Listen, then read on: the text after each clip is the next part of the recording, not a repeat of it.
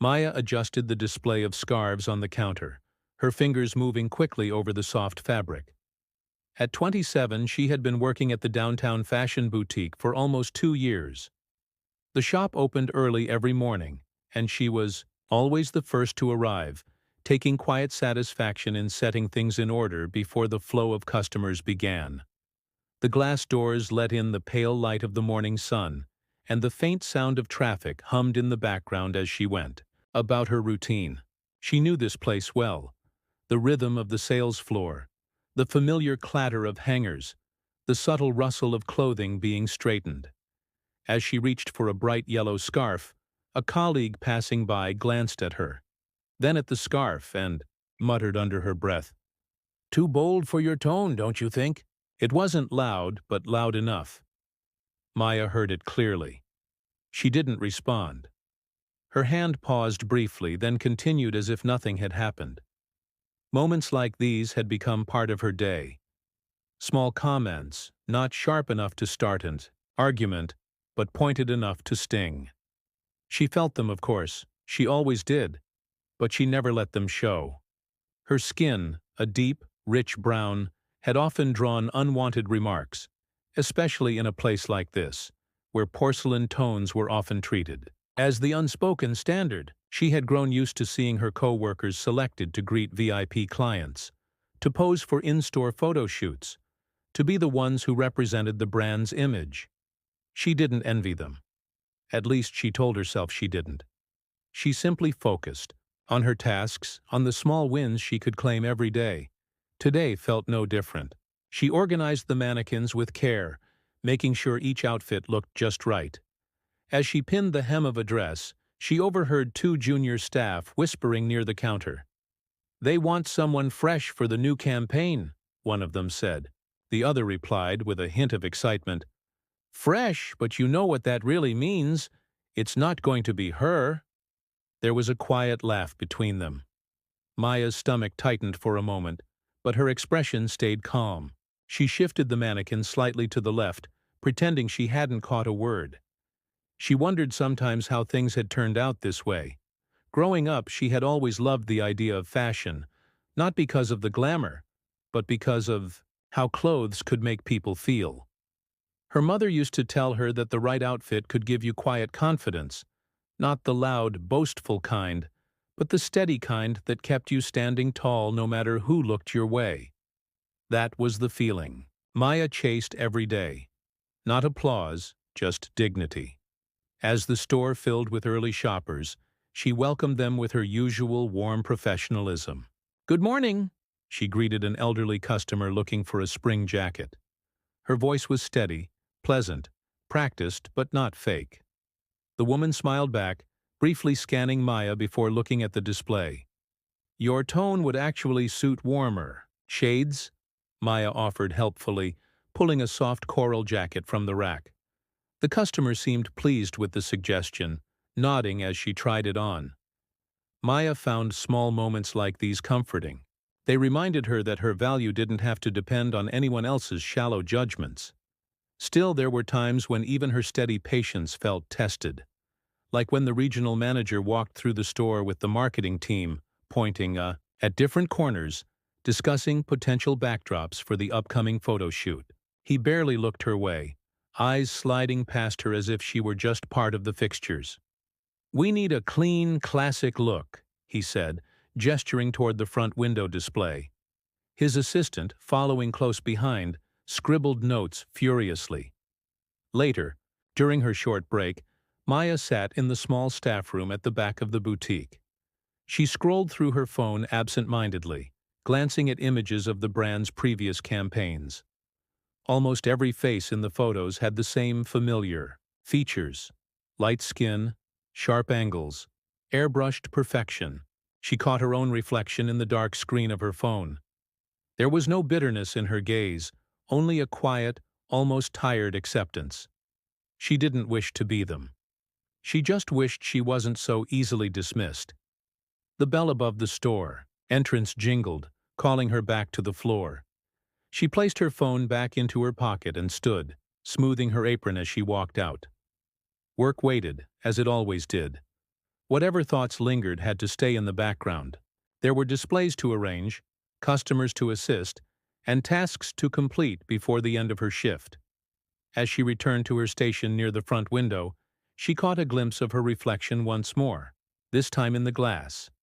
She met her own eyes briefly, then turned away, focusing instead on adjusting a display necklace, her fingers steady and sure.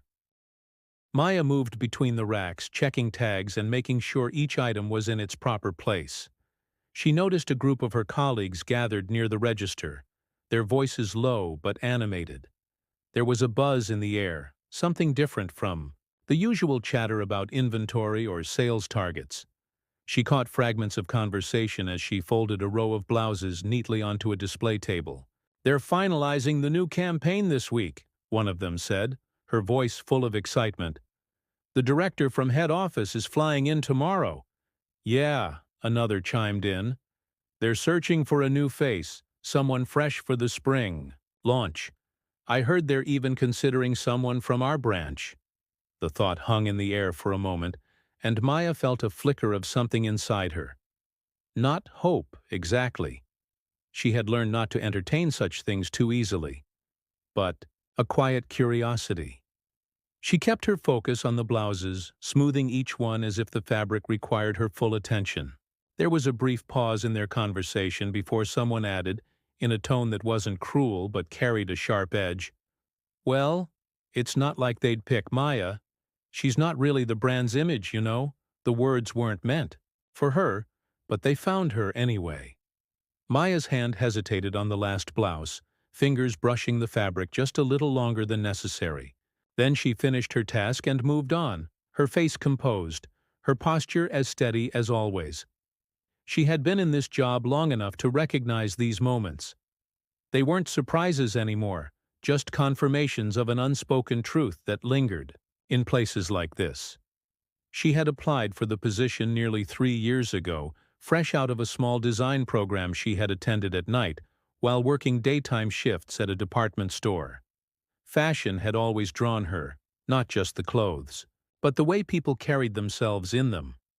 She had dreamed quietly of one day designing her own line, something simple yet bold. But the industry felt like a world away. And when the opportunity at the boutique had come up, it felt like a small but meaningful step forward. She remembered the day of her interview clearly. The manager at the time had barely glanced at her resume, instead, looking her over with a quick, assessing gaze. "You have a good eye for details," he'd said, nodding toward her neatly arranged portfolio of retail display ideas. She had taken the job without hesitation, grateful for the chance to work closer to the world she admired, even if she was still behind the scenes. Now, as she tidied up near the fitting rooms, she overheard another snippet of conversation. "Head office wants someone who represents the future of the brand," a senior stylist was saying. "Fresh, clean, and photogenic. Someone who fits our aesthetic perfectly." There it was again, that careful language, the kind that dressed up exclusion in polished words. Maya kept her expression neutral, though her mind turned over the phrase. She understood what they meant, even if no one said it outright. She wasn't what they pictured when they thought of their future. Her skin tone, her natural hair, her features that didn't match the typical campaign models. These things placed her quietly outside the circle. The regional manager arrived late in the afternoon, making his usual rounds. He greeted the staff with polite efficiency, complimenting the latest window display and inquiring about sales figures. When he passed by Maya, his nod was brief, almost mechanical. She responded with the same polite professionalism she always maintained. But there was a small weight in her chest that hadn't been there at the start of her shift. Later, while restocking scarves, a junior employee named Claire approached her. Claire was friendly enough, often chatting about weekend plans or favorite coffee spots. Today, though, her eyes were bright with excitement. "Did you hear?" she asked, lowering her voice even though no one was particularly close by. "They're doing a full photo shoot for the new line, and they might pick someone from the sales floor to be part of it." "Just imagine!" Maya smiled, the expression natural but modest. "That's exciting," she replied, keeping her tone light. Claire grinned, unaware of the quiet ache beneath Maya's calm response. "Yeah, I mean, they're looking for someone with the right vibe, you know? Clean, modern, aspirational. It's such a big opportunity." The conversation drifted to other topics soon enough, but the words lingered in Maya's thoughts. She finished organizing the scarves and moved to the accessories section, her movements practiced and efficient. A part of her wanted to shake off the feeling, to remind herself that she was there to do her job, not to chase recognition that seemed perpetually out of reach. But another part, quieter yet persistent, wondered what it would be like to be seen, truly seen, as part of the brand's future. As she adjusted a necklace on a display bust, she caught a glimpse of a meeting happening near the manager's office. Through the open doorway, she heard a designer from head office comment, "We need someone relatable but aspirational. Someone who fits the clean look we're after." The manager replied without hesitation, his voice firm, "Not Maya. She's not the right image for the campaign." The words landed heavily, not like a blow, but like the steady pressure of something she had carried for too long. Maya inhaled quietly, steadying herself before moving on to the next task. She didn't let her posture falter. Her pace remained even, her focus sharp. She had learned to live in these moments, to feel the sting, but not to let it break her stride. Work continued around her as if nothing had happened, and in many ways, nothing had. Not outwardly, at least. But inside, the weight of the familiar exclusion settled a little deeper. Still, she kept her hands busy, kept her expression smooth, kept her heart steady. This was her rhythm, and she wasn't about to let it slip. The morning of the shoot arrived, with its usual bustle. Staff moved quickly, adjusting lighting rigs and unpacking racks of new collection pieces. Maya watched from her usual place at the accessory station, quietly setting out the latest line of bracelets. She wasn't scheduled for the shoot, of course. Her job was to make sure the display areas looked perfect for the VIP guests expected. Later in the day, a subtle tension ran through the air, the kind that came with tight deadlines and high expectations. The model booked for the campaign had flown in the night before, but rumors were already circling about delays. Some said her flight had been rerouted. Others mentioned a health issue. Maya listened in silence, not out of hope, but out of quiet observation. She had learned over time that being aware of her surroundings often told her more than any official briefing ever could. Midway through her tasks, the regional manager's voice rose over the low hum of conversation. "What do you mean she's not coming?" His tone wasn't loud but carried enough sharpness to draw glances. A junior assistant clutching her phone replied with hurried words Maya couldn't fully catch. Whatever the specifics, the result was clear. The model had canceled last minute. An uneasy shuffle spread through the staff. The photographer, already set up with his equipment, glanced toward the styling team, then at the empty spot where the model was supposed to stand. The campaign director, flipping through a binder of layouts, frowned deeply. "We need someone in front of the camera now," the manager said, rubbing his temple as if willing a solution to appear. His gaze swept over the room, landing on staff. Members, too, startled to meet his eyes directly. Maya continued organizing the jewelry display, not expecting to be part of the solution. But then Claire, ever observant and always quick to fill a gap, spoke up from near the styling table. "What about Maya?" she said, her voice casual, like she was suggesting a stock adjustment rather than a model replacement. For a brief moment the room seemed to pause. Eyes shifted toward Maya, not in expectation but in uncertainty. The manager's brow furrowed, his lips pressing into a tight line. "Do you think she'll fit the brand's look?"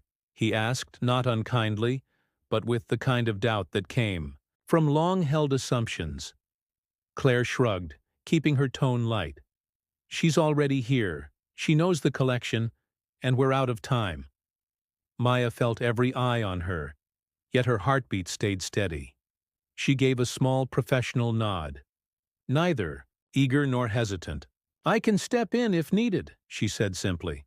The manager hesitated, then waved a hand toward the wardrobe racks. "Get her into something from the new line. Let's see how it looks through the lens." The styling team moved quickly, not out of excitement, but out of necessity. Maya was guided behind a changing screen and handed a few carefully selected pieces. As she changed, she kept her mind clear, focusing on the task the way she always did.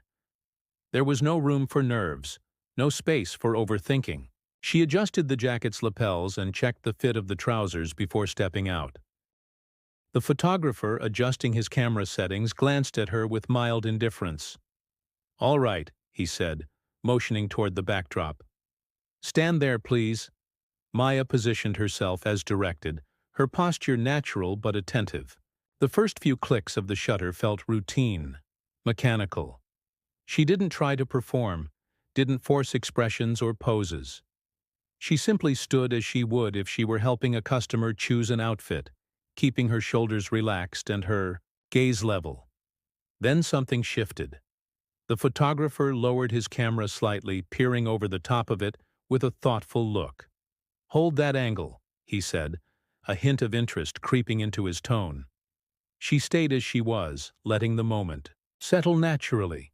Another series of shots followed, and this time the photographer's movements became more deliberate. He circled her slowly, adjusting the lighting to catch the warmth of her skin against the soft fabrics of the collection. "That works," he muttered to himself, almost surprised. Claire, watching from the side, offered a quiet, encouraging smile. Maya didn't return it right away, focused as she was on maintaining her presence. Not dramatic, not stiff. Just there, real, as herself. As the shoot continued, the initial awkwardness in the room began to fade. The campaign director stepped closer to the monitor displaying the live shots. He tapped a finger against the screen. "She's got a natural ease," he observed. "The clothes sit well on her." The manager, arms crossed over his chest, watched without comment, but the tension in his stance seemed to ease ever so slightly. No one spoke grand words of praise, no one made declarations of discovery, but there was an undeniable shift in the room's energy. Maya didn't let herself think too far ahead. She moved through each pose as requested, taking small directions from the photographer without overthinking them. When he asked her to turn slightly, she did. When he suggested a softer gaze, she let her expression relax without forcing it. Through it all, she stayed grounded in the moment, not chasing approval, not anticipating reactions. Just doing what was asked of her, with the quiet diligence she brought to every task in the boutique. As the final shots were taken, the photographer lowered his camera and nodded once. "That angle worked well," he said simply, an understated acknowledgement, but genuine. Maya stepped away from the backdrop, returning to the styling team to change back into her uniform.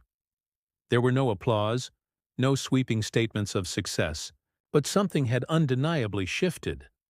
Not in loud fanfare, but in the subtle, unmistakable way people looked at her now. She felt it in the air, a quiet recognition starting to take shape, as real as the light streaming through the store windows. The following morning, the usual hum of routine filled the boutique, but beneath it, there was a different undercurrent. Quiet, but unmistakable. Maya noticed it in the way the regional manager and the campaign director huddled over a laptop in the corner, flipping through a series of images from the hurried shoot the day before. Their expressions weren't overly animated, just thoughtful, focused. The manager, still holding his coffee, tilted his head slightly as he clicked through the frames. "Surprisingly good," he murmured, almost as if he hadn't meant to say it, aloud. The campaign director leaned in closer, squinting at the details on the screen. "She has a genuine appeal," he added, tapping his finger against one of the photos.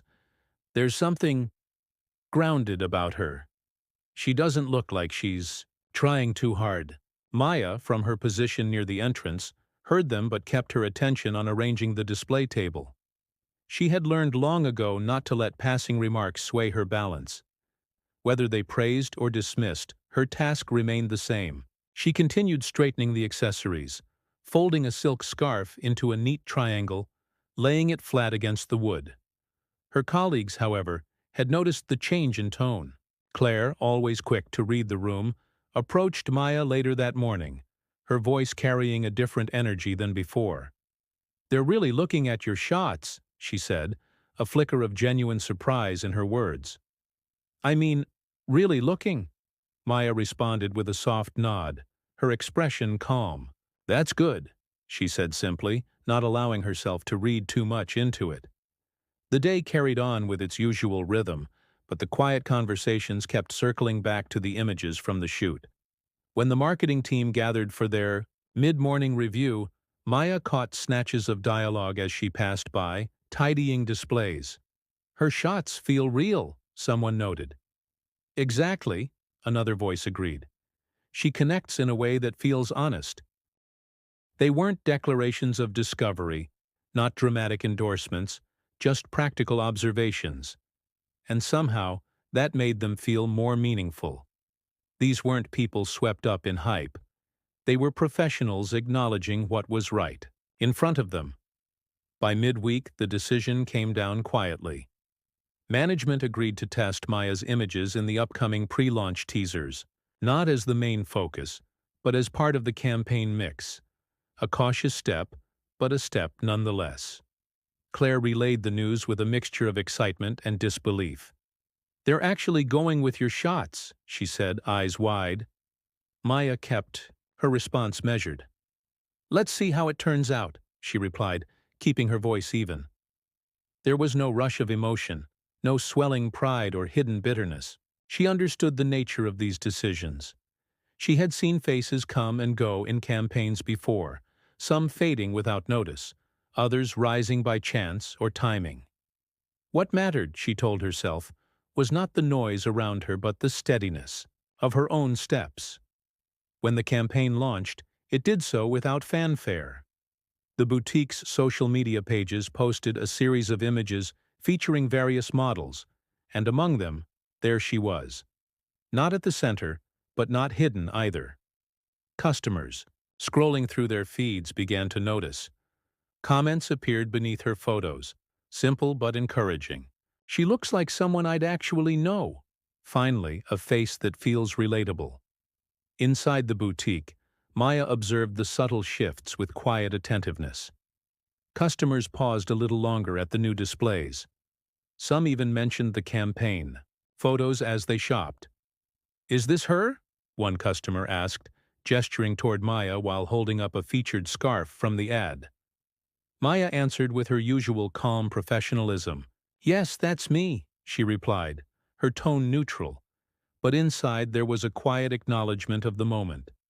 Sales began to tick upward, not dramatically, but steadily. The brand's analytics team, always monitoring engagement, noted the trend during one of their reports. "She's connecting with the audience," the analyst said in a meeting, pointing to the rise in customer interactions and shares. The regional manager, who had once overlooked her without a second thought, now spoke of her with a subtle shift in tone. "Keep her in the rotation," he instructed the marketing team. "There's something about her presence. It works." Maya continued her daily tasks as she always had, folding merchandise, assisting customers, keeping the boutique running smoothly. If her colleagues treated her with a touch more respect, it wasn't something she called attention to. She accepted their evolving attitudes with quiet grace, not rubbing it in, not shrinking away from it either. What changed most wasn't in the dramatic gestures or loud acknowledgments, but in the everyday moments, the way conversations paused, when she entered a room not out of avoidance but to include her, the way the photographer, passing through for another campaign shoot, gave her a brief, genuine nod of recognition. Step by step, almost imperceptibly, the atmosphere around her shifted. Not overnight, and not with noise, but with the steady weight of quiet recognition building, like bricks being laid one by one to form a new foundation. Maya noticed, of course. She noticed everything, but she carried herself the same way she always had. Focused, steady, grounded. Whatever came next, she would meet it with the same quiet determination that had carried her through each day in the boutique. No more, no less. The full campaign went live on a bright Monday morning, released across all digital platforms and splashed across in-store posters. Maya saw her face in the front window as she walked into the boutique, her image displayed alongside the season's new collection. She paused for just a moment, taking in the sight before stepping inside and hanging up her coat, as she had done countless times before. There was a certain surreal quality to it, seeing herself there not as part of the background, not in a fleeting role, but as the face of the brand. Yet, she didn't let it distract her. The store still needed opening. The displays still needed arranging. Customers would still walk in, looking for assistance, and she would greet them as she always had, with steady, quiet professionalism. Inside, the atmosphere had shifted in a way she could feel, though no one said it directly. Colleagues who had once overlooked her now included her naturally in conversations, not out of obligation, but out of a genuine shift in respect. When the regional manager passed by her station, he paused to offer a nod, adding, "Nice work on the campaign." His tone was straightforward, businesslike, but there was no mistaking the acknowledgement in his eyes. Claire, full of her usual energy, came up beside Maya as they restocked accessories together. "You've really changed things around here," she said, her voice carrying a mix of admiration and surprise. Maya responded with a small, grounded smile. "Just doing my part," she replied, keeping her tone measured. Sales reports began reflecting the quiet success of the campaign. Items featured in her photos saw a noticeable increase in interest, and customer feedback highlighted the refreshing, authentic appeal of the brand's new direction. Comments flowed in through social media, not overly dramatic, but real and relatable. "Finally, someone who looks like me," one customer wrote. "I love how natural she looks. Makes me feel like I belong in these clothes too," another shared.